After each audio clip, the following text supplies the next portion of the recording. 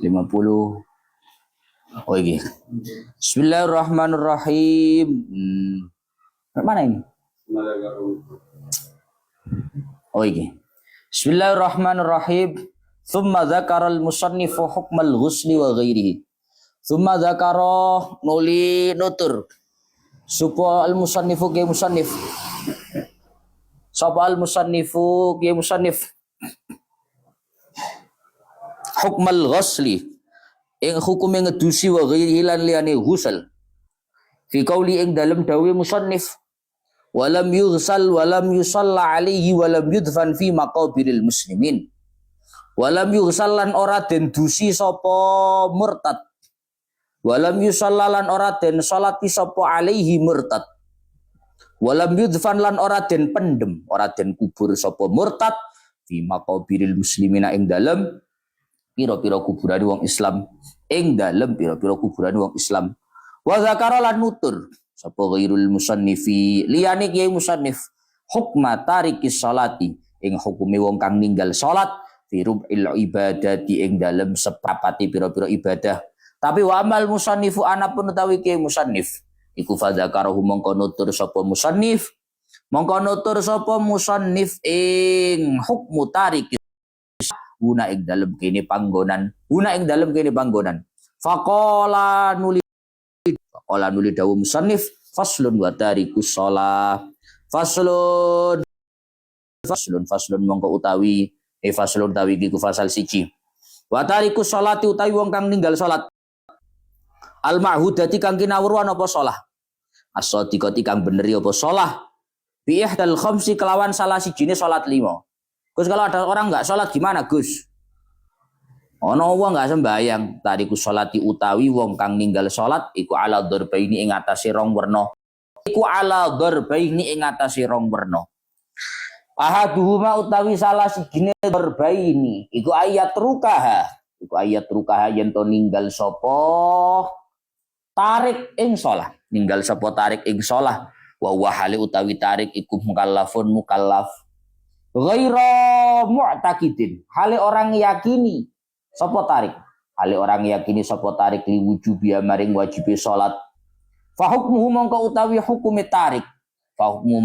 hukume tarik ayat tarik tegese wong kang ninggal laha maring salat iku hukmul murtaddi hukume wong murtad wasabaqalan wis dadi dingin koriban ing dalem panggonan kang parek apa bayanu hukmihi papertelani hukume murtad wasani ayat rukaha kaslan pun Pak iki durung diterang nih ternyata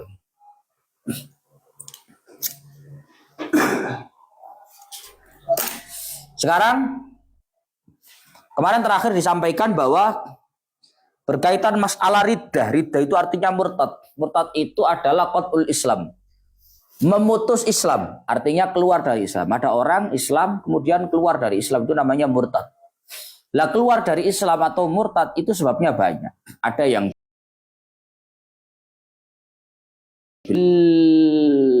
biniyah atau bil i'tiqad. Murtad itu karena faktor ucapan. Faktor banyak. Anak zaman sekarang itu banyak yang murtad tapi nggak merasa. Itu orang ngafir ke orang, tapi ke real. Mabek baru di wacana lagu di Gus Dur. Hah? Kafire dhewe ngono. Ora kafire dhewe iki, kiranan pasien murtad. Seperti yang kemarin tak contohkan, ada anak muda, misalkan anak tahu wong seneng ngingu kuku. Ya. Suka melihara kukunya nggak dipotong. Misal. Orang nggak dipotong kukunya gimana, Gus? Juga masa dosa yo enggak dosa.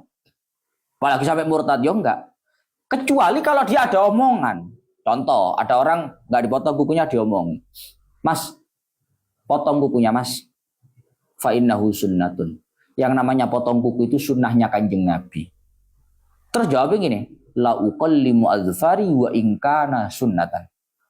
Mas yo sunnah gak ngarah tak potong. Paham ya? Mas yo sunnah gak ngarah tak potong. Ucapan ini sangat besar potensi menyebabkan dia itu murtad. Kenapa? Karena ini bukan lagi nggak mau motong kuku, tapi ini lebih ke arah merendahkan, menganggap sepele terhadap sunahnya Kanjeng Nabi. Lah aku gak motong tong rapopung ramotong, gak dosa ya. Tapi lek ngomong, oh masih sunah Kanjeng Nabi mau. Terawih Ramadan wae terawih. Terawih wajib gak wajib. Gak terawih dosa, gak dosa. Tapi kalau ada unsur merendahkan baru. Nah itulah. Dan banyak hari ini seperti itu. Wah, bayang nomor loro, kapang gua. Kalau nadanya merendahkan seperti itu bahaya. Kemudian kemarin sudah dijelaskan bahwa orang-orang yang murtad itu nanti konsekuensinya adalah ustuti bawujuban fil hali fil asahi fihima. Orang yang murtad itu harus diistitabah, dimintai taubat. Kalau ada teman kamu sudah murtad dengan ucapannya atau dengan perilakunya, misalkan masuk ke tempat ibadahnya orang lain, melok bungkuk-bungkuk ngene, itu kan sudah murtad bil fi'li. Maka kalau ada orang seperti itu istitabah, wajib untuk dimintai taubatnya. Wajib untuk dimintai taubat. Dimintai taubatnya mesti pripun, Gus? Ayo syahadat maneh, masuk Islam lah. Harus itu. Kapan Gus minta taubatnya itu? Seketika. Ketika dia murtad, seketika itu menurut pendapat yang kuat. Tapi wa muqabilul asah fil ula annahu yusannul istitabah. Tapi ada pendapat yang mengatakan bahwa memintai taubatnya orang yang murtad itu enggak wajib tapi sunnah. Ada pendapat juga yang mengatakan bahwa kewajiban memintai taubatnya orang yang murtad itu enggak harus seketika. Tapi yumhalu ila salasati ayyamin. Diberikan tenggat waktu hari. Ada orang ya melakukan murtad dengan ucapan, dengan perilaku dan lain-lain. Syahadat mana? Enggak. Pendapat yang kedua mengatakan biarkan sampai waktu setelah hari. Kok telung dino lek sajaane kok pancet ae. Enggak syahadat, enggak kembali, enggak tobat. Minta taubatnya. Ada yang mengatakan seketika itu wajib, ada yang mengatakan enggak wajib tapi sunnah, ada yang mengatakan wajib tapi enggak seketika, tapi diberi waktu 3 hari. Fa intaba bi'audi ilal Islam bi ayyukira bi syahadatihi ala tartib bi ayyumina billahi awwalan thumma bi rasulihi fa in akasa lam yasiha kama qala Nawawi fi syarhil muhadzab fil kalami ala niyatil wudu. Kalau sampai orang itu dimintai taubat kok bertaubat, kamu sudah murtad dengan perilaku kamu, syahadat lagi ya. Oke, asyhadu alla ilaha wa asyhadu anna Muhammadar Rasulullah. Dia kembali ke Islam dengan yang isinya adalah beriman terhadap Allah pertama, habis itu beriman mengakui terhadap Kanjeng Nabi yang kedua, ya. Yang pertama kan Allah, yang kedua Kanjeng Nabi, maka dengan itu selesai urusannya karena dia sudah kembali. Dan lafaz syahadat itu Pak harus memang bi ayyumina billahi awwalan, summa bi rasulihi. Syahadat itu memang harus asyhadu alla ilaha illallah dulu. Baru asyhadu anna Muhammadar Rasulullah. Semua ada orang syahadat. Saya bersaksi Kanjeng Nabi utusan Allah dan saya bersaksi bahwa Allah adalah Tuhan. Enggak sah syahadatnya. Enggak boleh dibalik.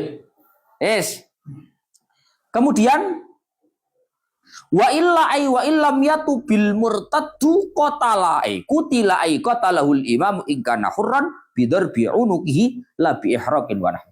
Kalau orang murtad enggak mau kembali gimana, Gus? Kamu sudah murtad loh, tobat toh. Mau apa lah? Wow, kalau dia tetap tidak kembali, itu kaum fakir loh ya. Kutilah, dia harus dibunuh. Ini mumpung arit Quran itu jadi baru. Ya gak kue Pak.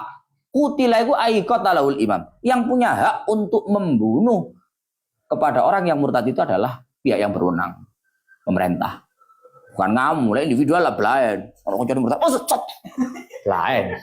Tak mau rek caranya rek. Pihak yang berwenang harus membunuh dia. Tapi itu pun teknisnya ada teknisnya, Pak. Orang yang murtad itu dibunuhnya oleh pihak yang berwenang, oleh pemerintah, tidak dengan cara ngawur, tapi bidor bi'unuki, dengan di leher ya. Nggak boleh dengan cara yang lain. Labi ihraqun, dibakar lagi. Wah, nggak boleh. Karena cara-cara itu cara-cara yang menyiksa. Bayang nih, uangnya ada pedot gulu nih Pak, del langsung mati. Ya, langsung mati. Kok cara sakaratul maut gak pati enak itu. Tapi lebih ada titik mutilasi mending. Lain jerit-jerit dong. Tak boleh. Dibakar, disiksa itu tidak boleh. Ya, mau bagaimanapun dia tetap manusia, tidak boleh disiksa seperti itu. Yes. Fa in qatalahu ghairul imam uzira. Kalau misalkan yang membunuh bukan pihak yang berwenang gimana, Gus? Oh, berarti kesalahan. Kesalahan. Kalau yang melakukan pembunuhan kepada orang murtad itu bukan pihak yang berwenang, berarti bukan pihak berwenang tadi itu salah di dalam melakukan pembunuhan itu. Berarti boleh dibunuh, Gus. Kan dia membunuh. Enggak juga. Karena orang kalau sudah murtad, darahnya sudah tidak tapi muhaddarud dam. Darahnya sudah tidak dijaga. Paham ya? Sehingga kalau ada orang membunuh, tidak berkonsekuensi orang ini harus dibunuh.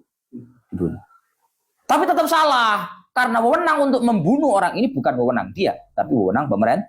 Maka dia harus ditakzir. Yang melakukan harus ditakzir. Tapi takzir itu bukan dibunuh, Pak. Terserah pemerintah mau dipenjara 20 tahun, kenapa terserah. Terserah. Wa in kana al-murtaddu raqiqan jaza lis-sayyidi qatlu fil asah. Tapi kalau orang yang murtad ini tadi adalah seorang budak, maka yang boleh untuk membunuh orang ini bukan cuma pemerintah, tapi juga majikannya, sayyidnya. Sayyidnya boleh membunuh orang. Sayyidnya, majikannya. Tsumma dzakara al-musannif hukmal ghusli wa ghairihi fi qawlihi wa lam yuhsal wa lam yusalla alaihi wa lam yudfan fi maqabil muslim. Kalau ada orang murtad, mohon maaf, murtad entah dengan ucapan, dengan perilaku, entah dengan keyakinan dan lain-lain, maka orang yang murtad itu sudah tidak termasuk sebagai orang Islam. Kalau tidak termasuk orang Islam, berarti tidak ada kewajiban bagi kita untuk memandikan. Tidak ada kewajiban bagi kita untuk menyolati. Tidak ada kewajiban bagi kita untuk menguburkan di kuburannya orang Islam. Kan kuburan itu kan macam-macam toh, Pak. Ya. Pemakaman Islam. Loh, lek pemakaman Islam aja dilebani wong murtad iki. Wis iki anake abah kaji, gak ngurus. Sing Islam kan abah kaji ini dudu anake. Paham ya? Karena area pemakaman ini wakafnya atau diperuntukkannya untuk orang Islam. Lah ini bukan. Jangan dikubur di sini. Ini bukan urusan sensi. Ini bukan urusan rasis. Tapi urusannya memang seperti itu, paham ya? Beda loh antara rasis karo rasis. Ini bukan rasis, Pak. Lah memang ini kuburan pemakaman Islam. Lah ini bukan Islam. Ya mohon maaf, jangan dimasukkan sini ya. Cari yang lain ya. Lebih. Lele, iki dileboni kene kabeh. Gak uman Faruk meneh. Mungkin nang di Faruk terus ya. Makanya tidak boleh. Lam yudfar fi maqabiril muslimin. Wa dzakara ghairul musannifi hukma tarikis shalah fi rubil ibadat wa ammal musannifu fa dzakarahu huna fi qauli. Kemudian masih agak nyambung dengan bab murtad adalah bab terkait masalah tarikus shalah, orang yang meninggalkan salat. Gus kula duwe kanca Gus, kata sembayang arek, belas kata sembayang. Kata sembayang belas, 5 waktu kata sembayang. Niki pripun Gus? Apakah orang yang nggak pernah sholat ini tetap dihukumi Islam? Atau sebenarnya sudah nggak Islam? Atau sebenarnya bagaimana? Maka kamu harus tahu bahwa watarikus shalah al-ma'huda as-sadiqah bi ihdal khamas itu jumlahnya ala darbain. Orang yang tidak sholat 5 loh ya maksudnya. Sebagai sunnah gak usah dibahas, Pak. Gus konco kula lek Ramadan gak tau tarawih, Gus gak dosa. Ya mek gak apik ngono. Hah? Ya mek cara bab fadhail, bab keutamaan, bab fadilah dia nggak dapat. Tapi yang dimaksud orang yang meninggalkan sholat adalah sholat yang wajib, yang jumlahnya ada 5. Gus, teman saya sholat tapi 4, podo ae, itu namanya tarikus. Namanya orang yang meninggalkan sholat karena kewajibannya 5, kalau dia lakukan 4 berarti dia meninggalkan sholat. Gus kula Gus iki. Zuhur sembayang, asar sembayang, maghrib sembayang, isya sembayang, subuh atau sembayang. Kali subuh tangi-tangi jam itu langsung budal nyambut gawe. Ini pripun Gus? Masuk dalam pembahasan tarikus sholat. Orang yang meninggalkan sholat itu bagaimana konsekuensinya ada 2 model. Karena orangnya ada dua. Jadi nanti pengaruhnya pada konsekuensi. Yang nomor 1, ahaduhuma ayatruka wa huwa mukallafun ghairu mu'taqidin wujubiha fa hukmuhu ayat tarikila hukmul murtaddi. Yang pertama, orang itu ada kalanya dia nggak sholat dan dia sudah mukallaf. Mukallaf itu Islam, baligh, berakal. Nah kalau nggak Islam kan nggak wajib. Nah kalau nggak baligh kan belum wajib. Gus kok kulo Gus 7 tahun gak tau sembahyang, 7 tahun kok dibahas. Rasa dibahas. Untuk kulo Gus gak tau sembahyang, tapi rada ngeten-ngeten ya. Loh, lek ngeten-ngeten kok dibahas lah Mbak. Wong arek ngeten-ngeten gak kok takokne piye. Sing wajib kuwi lek mukallaf Islam. Orang yang meninggalkan sholat itu modelnya ada dua. Yes, modelnya ada dua. Yang nomor satu, orang yang nggak sholat itu ada kalanya dia dalam kondisi ghairu taqidin liwujubiyah.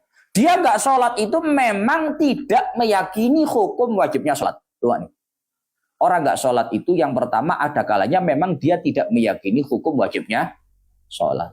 Gak sembahyang, Mbak. Oh, sembahyang nggak wajib kok. Wah, iki bahaya iki. Orang yang nggak sholat karena memang dia meyakini bahwa sholat gak wajib. Orang yang seperti ini hukumnya adalah hukumnya sama dengan hukumnya orang murtad.